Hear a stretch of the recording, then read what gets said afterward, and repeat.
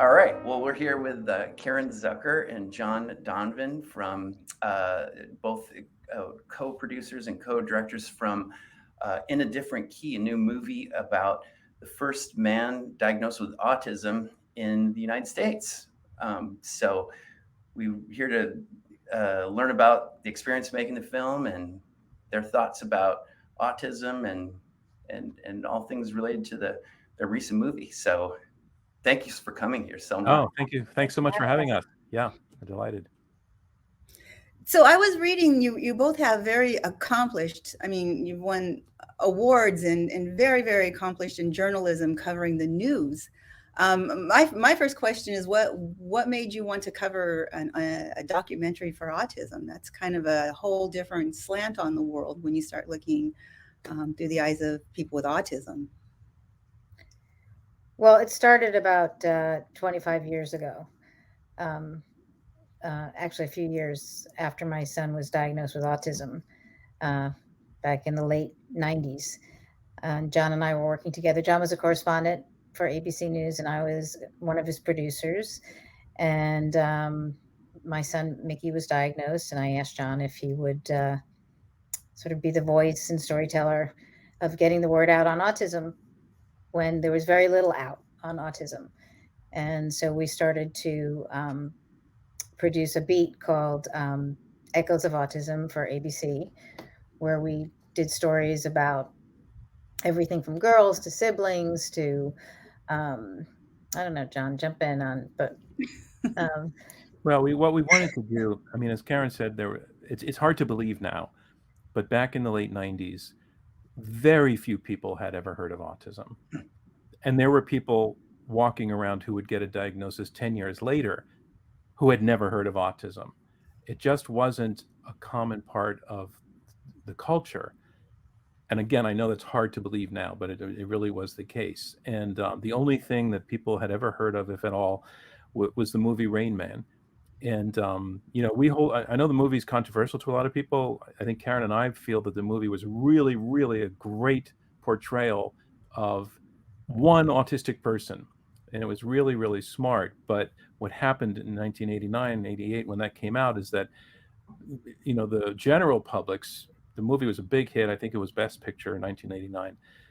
The general public thought that that's what autism looked like in everybody who had the diagnosis, that was the beginning and the end of the story. So when Karen's son Mickey was diagnosed, um, I mean, Karen will tell you this. She looked for help for him, like what should I do in terms of education and support.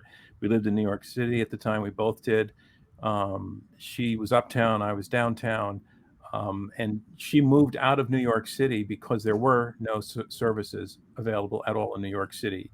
Big metropolitan city had no services, so she moved to New Jersey, and she wanted to change the fact that people didn't know the reality of autism. So if there was coverage on the news of autism, it was always either a savant story or it was the story of a cure for autism had been found. And then it was this cure or that cure. Mhm. But nobody was really just talking about just the absolute daily reality of autistic people and their families. And Karen was living that reality, and she wanted to open the eyes of the general public about that reality. And as Karen said, she asked me to work with her as because we used to do a lot of stories on all kinds of things together. And Karen kind of put her career, into half drive so that she could work part time and be with her son Mickey part time. And there, as Karen was saying, the kinds of stories that we covered were not miracle cures and not savant stories, but stories about how what were some legitimate kinds of attempts at therapy out there, what were the realities for girls who had autism who were underdiagnosed, what happened, what who was making decisions about sexuality and romance around autism, what was at the time all anybody talked about was autistic children. Nobody was talking about adults with autism, so we did stories about the reality of being an adult on the spectrum. So we wanted to do a far more nuanced, realistic, practical, useful, honest portrayal of what autism was about, and not just for the individuals, definitely for the individuals, but also for their families. And in 2007, we decided, because we became aware that there was a really untold story about how much had changed over 30 years because of people advocating for their rights, that we wanted to tell that story of that history. So we wrote a book called In a Different Key, which we're very happy to say did really well. It was a finalist for the Pulitzer Prize. And then, Lois, to answer your question, when the book was done, we knew that we reached a lot of people with the book, but not enough. And so we thought, okay, the book is 600 pages. Not everybody's going to read 600 pages, but people will sit down and watch a movie. And Karen, you had a passion to make a film about it anyway. So you kind of you kept us going to get the documentary done, right? Well, we also, one of the things we saw, as John said, in a long book, to get people outside of the community to pick it up and read it was going to be really challenging. And we saw that even though it did well as a book, in terms of reaching people outside of the community, who we call the civilians. Those are people who don't know about autism. But when they do know, we think that they will respond differently to people who are different. And so we wanted to reach them. And we knew the best way to do that would be with a film.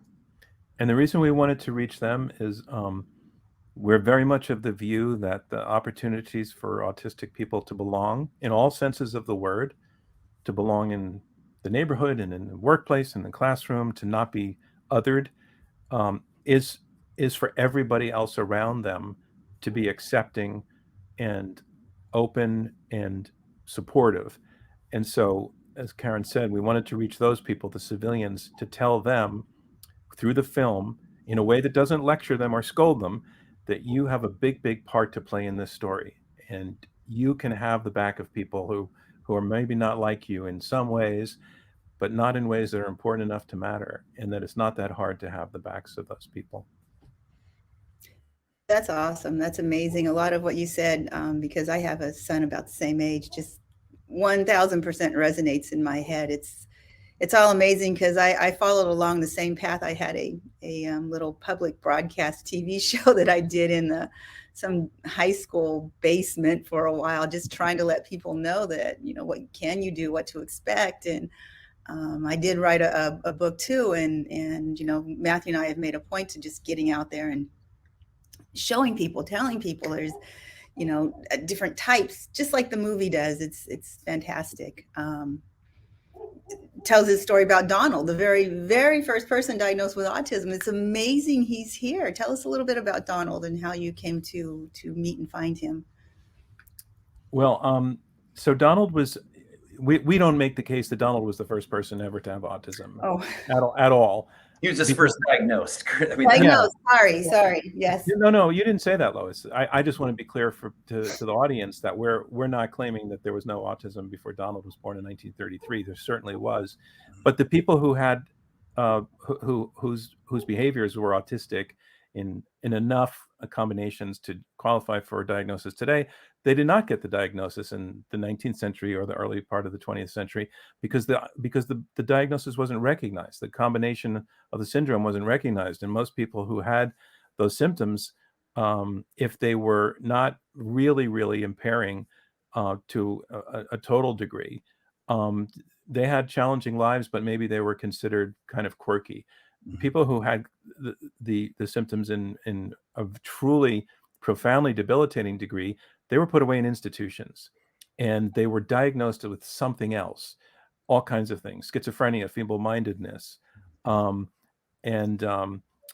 so it was only in the 1930s that Leo Kanner, who was a doctor, psychiatrist at Johns Hopkins, published an article saying, and other people were kind of thinking around the same sort of thing. So people challenge whether Kanner was the first or not, but Kanner really was the one who wrote it down and spelled it out and said, this, folks, this is something that we haven't really defined clearly before, and this is a diagnosis that needs to be taken seriously. And he published that in 1943, but by then he had been working with 11 children who he had started seeing in 1938. And Donald was the first one he saw, a little boy from Mississippi who was 5 years old at the time. His last name is Triplett. And Donald was the first one he saw, or the first one he saw at length and was really fascinated by. and he something about Donald just captured Connor's imagination, and he kind of couldn't let it go, that there was something else going on here. And so he met Donald many times, like 3 or 4 times. He actually went to Mississippi to spend time with his family, and he saw 10 other children. But in 1943, he wrote an article saying, boom, there's this thing that we now call autism, this condition, this syndrome that we are now calling autism. And he listed Donald as the first case 1. So that's the sense in which we say Donald was the first diagnosis, because this was really the article that created the diagnosis for the world, and Donald was the first one listed, and he was described in much more detail than the other boys and girls that Connor wrote about. And Karen, so you want to talk about finding him, because we didn't know his last name. He was just listed in the story as Donald T. And that's not Donald Trump. A lot of people, when they first hear we're talking about Donald T, that actually we were doing a talk in Australia many years ago, and we said his name was Donald T, and the whole place went wild because that they were all thinking Donald Trump. Right, we're looking at each other. What's so funny about that? Yeah. They were thinking American, these Americans, right? But we had some clues to go by. John did some research on the internet. From the clues that Connor had left, which included the town he was from, and together we sort of put all the pieces together. And one day, because it was in 2007, we were still using phone books, and I was at ABC News, and I got the phone book, and I started to call all the Donald, the T's that started with the D, and I reached a number that when an answering machine picked up, and I heard this voice, and it said, "Hey, happy spring, and have a wonderful fall, and a spectacular 2007." And I immediately knew that was Donald. And I called John. We found him. That's Donald. We got to figure out what to do now. Because we didn't want to just show up on his doorstep. We didn't want to be the journalist that knocked on the door of somebody who'd been in, no one had known who he was for his whole life. And in fact, the town didn't even know he had autism until we came and started to connect to the community. And so we reached out to some friends and families members and said, we'd like to come down and meet Donald. And that was actually our first sense of what a special place Forest, Mississippi was. Because when we asked to meet him, they told us that they would introduce us to Donald, but if we messed with him in any way, they would hunt us down and get us. And they really weren't kidding. And you can see this over and over again as we spent time and then years in Forest, meeting so many members of the community, how protective and loving and supportive they are of Donald. And they'll be the first to say that it's not them, it's him. But we would actually say that it's an incredibly embracing community that Donald lived in his whole life. I had this quick question when you answered the phone, or when you heard his voicemail message. What was it about it that made you realize, oh, this has to be the guy? Well, I'm a parent of a child with autism, and his intonation was very kind of haphazard in a way that I'd heard before, not just with my son, but with other people with autism. And just a little bit of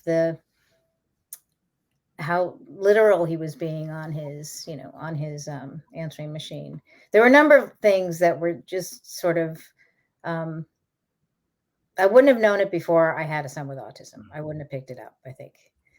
But having spent, a decade or more at that point. There's a parallel with a story that goes back to when my wife and I were having our baby, going to have our baby. Some friends threw a baby shower for us, and we invited a bunch of people. And Karen and her husband and her son came, and Mickey at that time, her son was only 3 years old. Now I haven't mentioned this, but my wife is the sibling of a man with autism. He lives in Israel, where she's from. He's not somebody who can have independence in life. He has very little language and great difficulty in learning things. So he's in a setting where he has support 24 hours a day. And he goes, he's not stuck there. He comes home every weekend, but that's kind of where he is, as his parents are now into their 80s. And so she had, like Karen had that ability from having a son with autism to sort of be sensitive to somebody else who has it. My wife had that. Well, Mickey was only 2, so he wasn't diagnosed yet. Yeah. At the party. And so we're at the party, and afterwards, and Mickey was a 2-year-old who came, and he was kind of running around and doing stuff.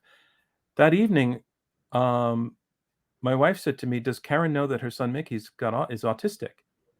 And I said, "I don't think so. I don't think he's been diagnosed. I don't think he is autistic." But she was right. She had that ability to see it.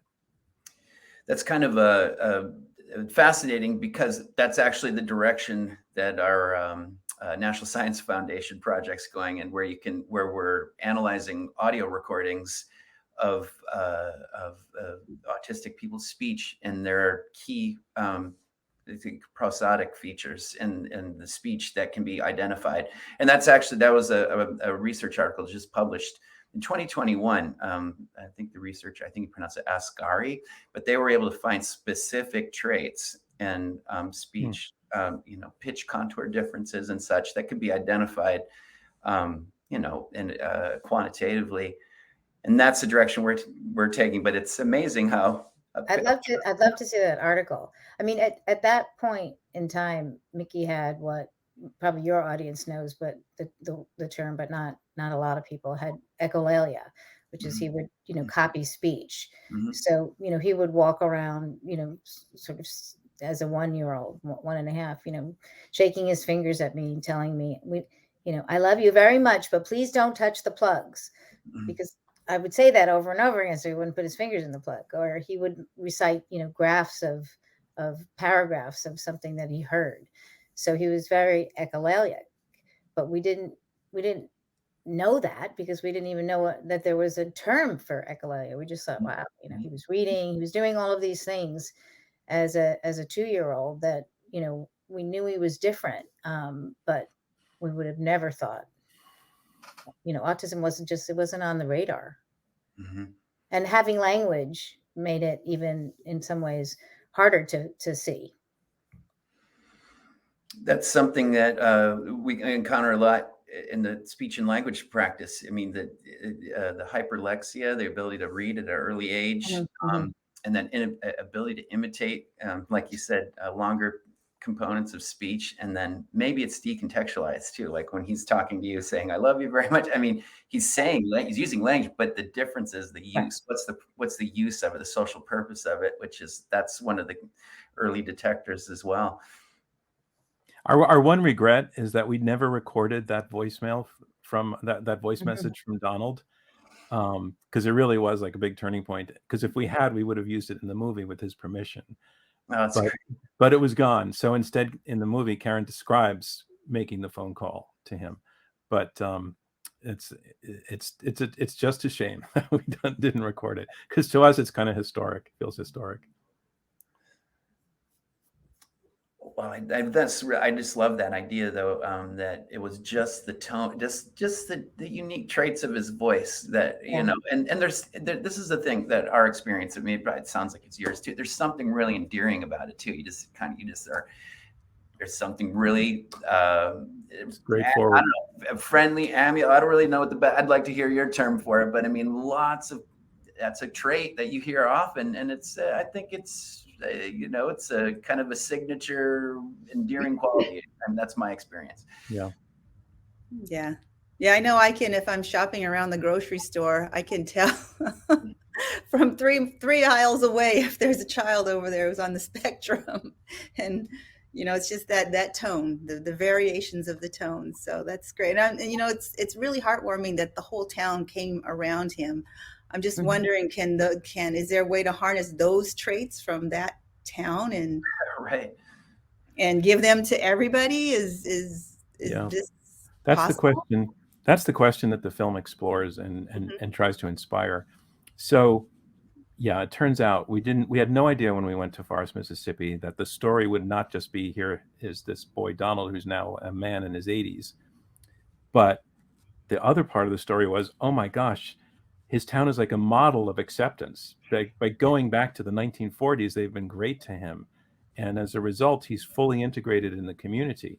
So he had a job, he has friends, he belongs to clubs. He drives a car and he's confident enough to go travel around the world on his own and to come back again. He loves golf. Interestingly, he prefers to play golf alone, and it's always been a social game, but that's Donald. And so Karen mentioned before that when we ask people in the community, why were you so accepting of him? What was so special about you? They do say, we don't know. I think it's about him. He's a lovely guy.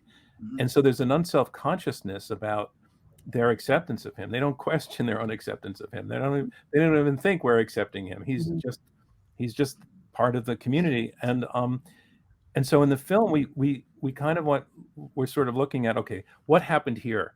Can we bottle that and put it out to other places in the world?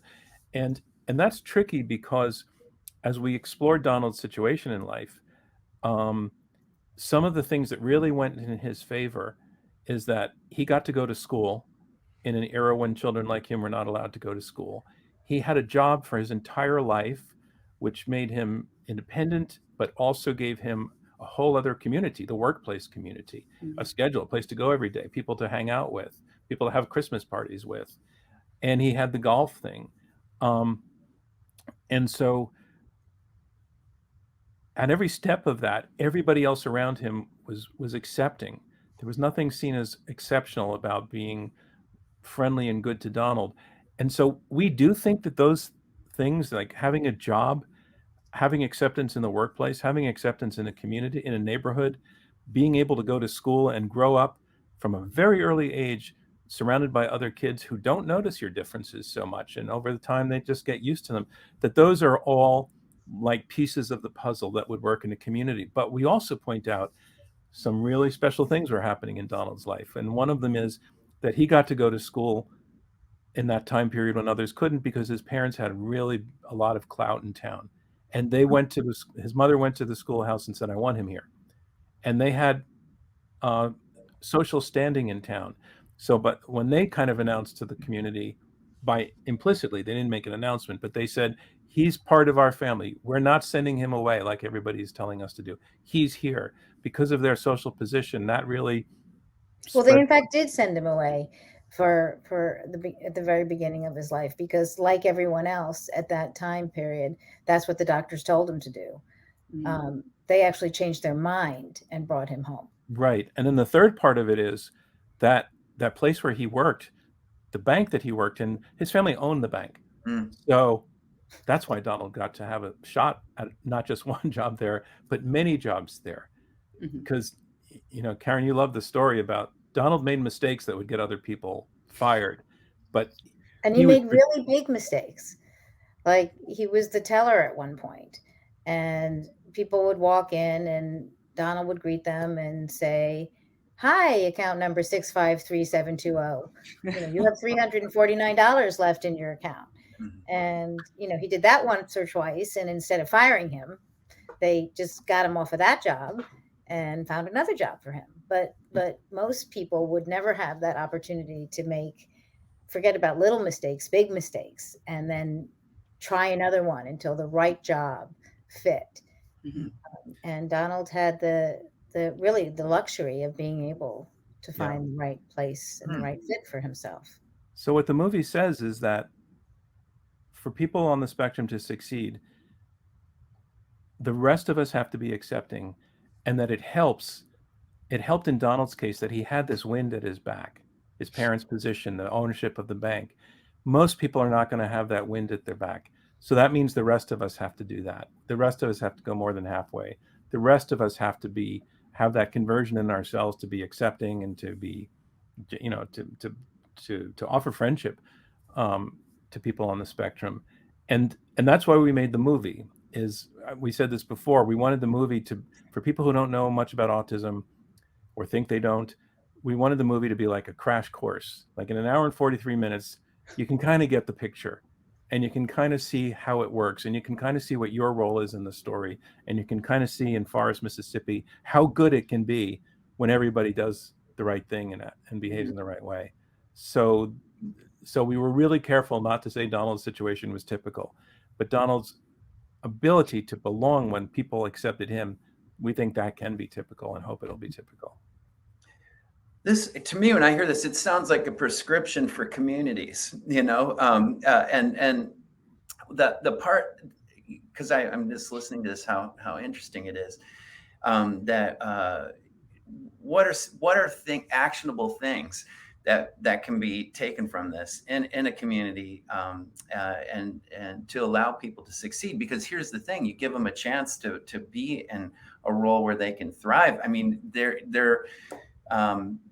there's a lot of resources they can contribute: creativity, a different viewpoint. I mean, just having a cool personality like he has. I mean, but I like this idea of there's just this opportunity to be able maybe to fail a little bit, without absolute crushing punishment.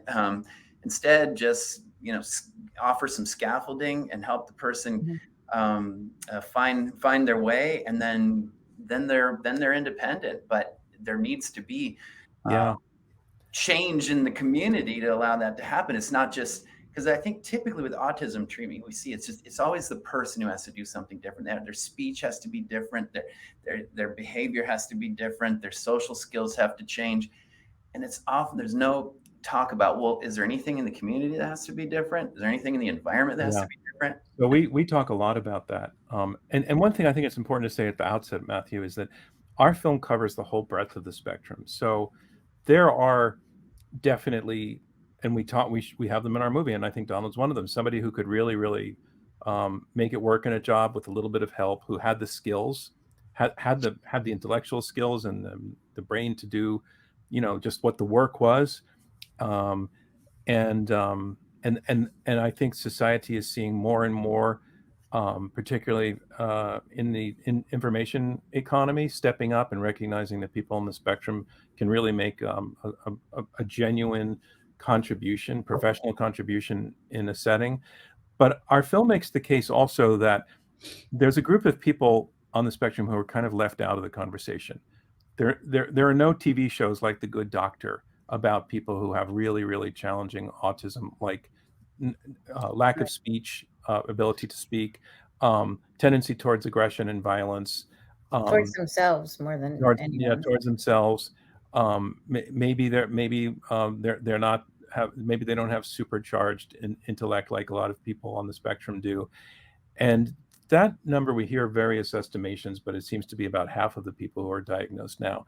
And they're left out of the story these days. They didn't used to be, but now they're kind of left out of the story. So to answer your question about, like, we completely agree, and it's our film's argument that it's not just the people on the spectrum who need to change and adapt, it's everybody else. But it means we have to adapt in different ways to different kinds of people. So the individual, the woman who is super good on computers, but maybe likes to talk a lot about flags, because that might be her focused interest at the workplace. Well, what her coworkers can do there is either listen to the conversation about flags, join in it, or just ask her to change the subject. Let her know that it's a little bit tedious, but not isolate her, not freak her out, not mock her, not make fun of her, not shun her, but engage with her. Understand, number one, she's really good at her job, and number two, that social piece is a challenge for her, and just kind of roll with it and be friendly about it, the same way that you would want. But at the other side of the spectrum we're talking about, it's about letting people it's about not fighting against having a group home built in your neighborhood because there are 4 people who are living together because they need support 24 hours a day. And it's about, if a family brings a child to a restaurant, it's not just not fighting, it's about welcoming them. Yeah, it's about having a block party, and which we recently were at a community where the neighbors say, you all should join too. that it's not so hard to create a community, and a community can be anywhere, in any place. We tell this story about a bus in Caldwell, New Jersey. Do you want to tell that story, or? Sure. I just wanted to finish on the other point before that, because I think that's a great story to finish. I was going to say that there's where a child might be at a restaurant having a meltdown, having a really bad day, and what I think typically happens is that civilians will look at the parent and say, "Boy, why doesn't that mother get that kid out of here?" Or why doesn't she slap him on the behind? Or why didn't she teach him that that's not how you should be? And it's our view that if people understood, number one, that the child is autistic, and number two, a little bit about autism, that they would roll with it. And they might actually say to the mother, don't worry, and be kind of on the team, be sort of the part of the family that is, kind of extend the sense of the family. And so that's what Karen's talking about, the story about the bus. It's a story we tell in our book, but not in our movie. It's something that actually happened in a town in New Jersey many years ago, where there was a young man, he was a teenager named Nicholas, who had quite serious challenges. He had no language, and he had great difficulty in learning, kind of basic processes. And he was working with a teacher who came up with the idea that let's see if Nicholas can learn how to use public transportation, because if he can do that on his own, that just opens the whole city to him. In fact, the whole world to him, if he can make it around on public transportation. And so they started working on riding the bus. And for weeks, they went to the bus stop, and the teacher, who's the one who told us this story, the teacher broke down the process of riding the bus from one stop to another to little steps, like how do you recognize the bus, and how do you signal the bus, and how do you get on the bus, and how do you pay, and how do you find your seat, all the little steps repeated over and over again for weeks. And they were going back and forth. The class was at the same time every day, and they were going back and forth. It was a public city bus between 2 points, back and forth and back and forth. And important part of the story is that there were other passengers in the bus, because it was the same time of day and the same route. There were passengers who kind of were seeing this going on every day.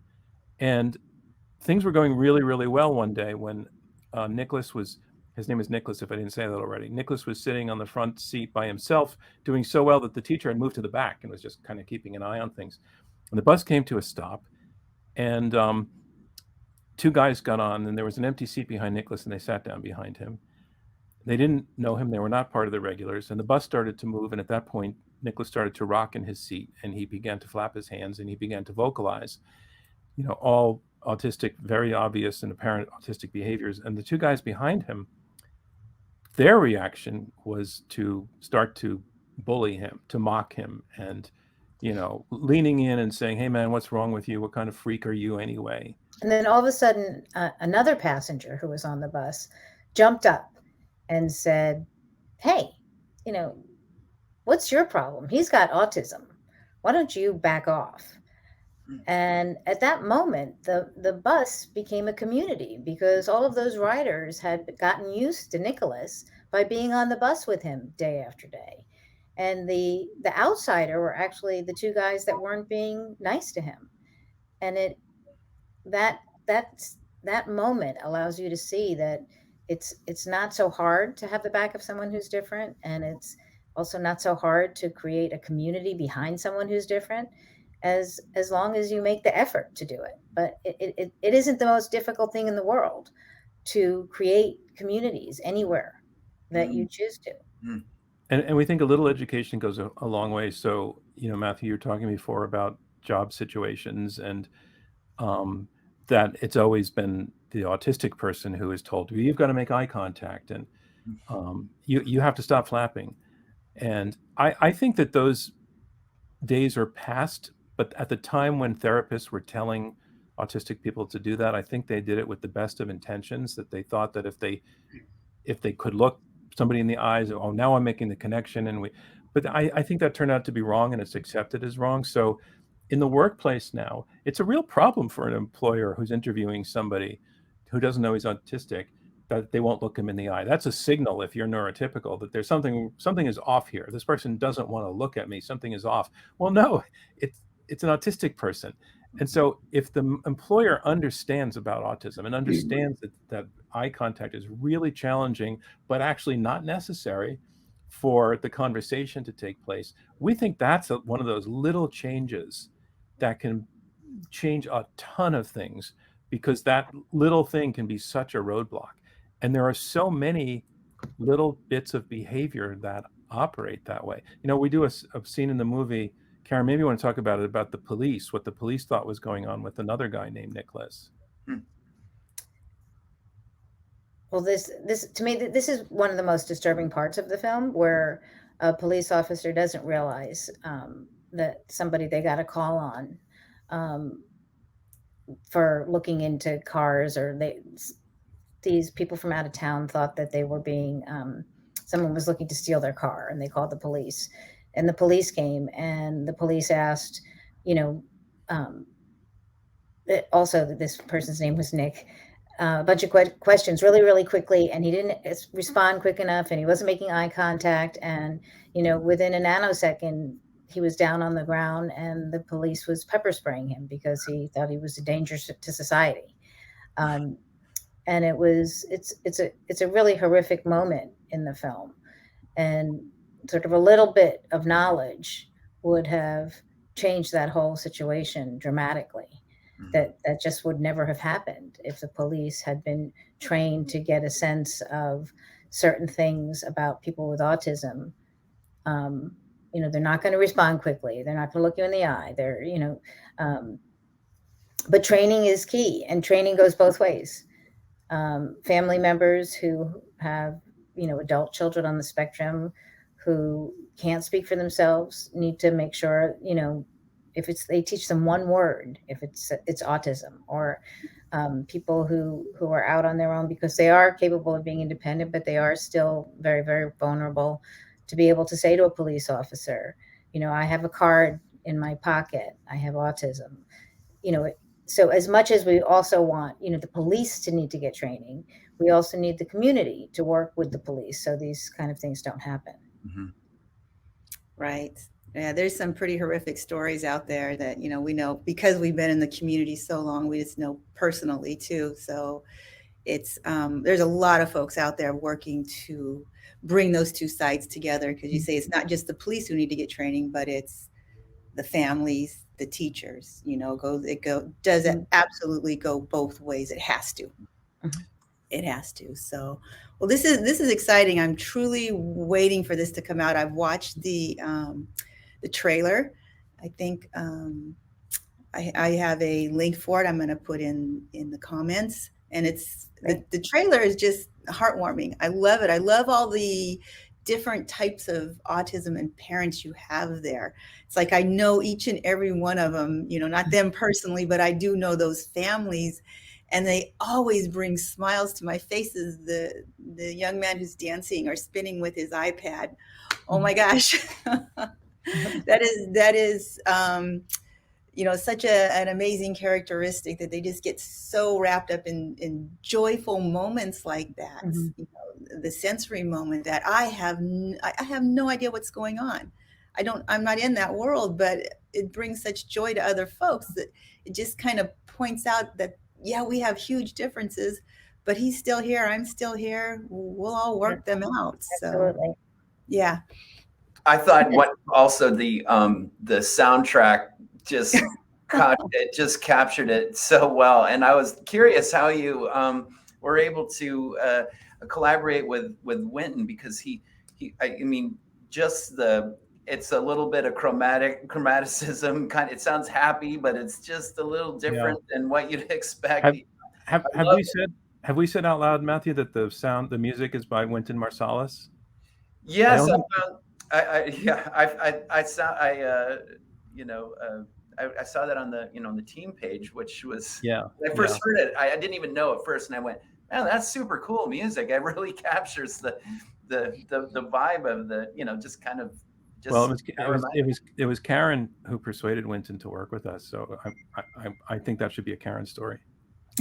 It actually didn't take that much persuasion because Winton, we had known that Winton had a brother, and we sort of all came up, or maybe even John came up with the idea of getting Winton to do the music for the score, and we knew that that Winton had a brother with autism, and it was one of the first things I actually had found out when my son was diagnosed, because he was on the board of an organization which was called NAR, which then became part of Autism Speaks some years later, and he was on that board. So I knew that he had a brother, and we were at an event where we knew Winton had heard about our book, and so we got some contacts who would make it so we could send him an email and just sort of pitch that we're doing this movie, and would he